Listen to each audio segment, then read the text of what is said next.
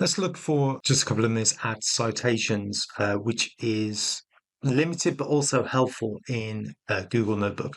So, for example, if we look at where was Marcus born, for example, simple question, not too in depth, but so here we have the citations. Marcus was born in Rome in He was brought up by his parents. So we've got the two citations here. Obviously, again, if we had 50 sources here, this would be a lot more cluttered, but we're just trying to keep it nice and simple. So you can click on the citation number here, and it will tell you the source of where it's got this information from. So there we go.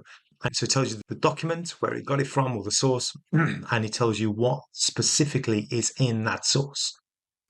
So you can really drill down again.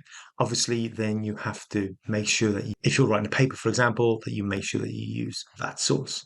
And then this one is there.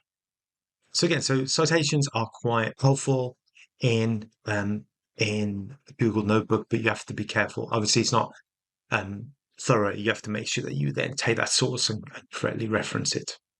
Now, I wanted to show you a very different notebook. This is one that I did sort of early on when I was testing Notebook out, and this is all about digital privacy, and that I sort of got into quite heavily at one point. So you can see there's a lot of resources here, and now I would rename these very differently, but there we go. It's quite an old one. But I've just typed in quick question, how can I protect my phone? And you can sort of see with all these resources and what can happen when it gets quite messy if you don't organize it. So for example, you sort of click over here and we've got this here. And what I would have to do is just copy this, remember it, put it into another notebook, and then maybe copy this note, and then that would be how I could organize it. So it's clunky, it's not ideal, but you can sort of understand why it's important now to adequately name your resources as well, or else this could get very, very messy and complicated very, very quickly.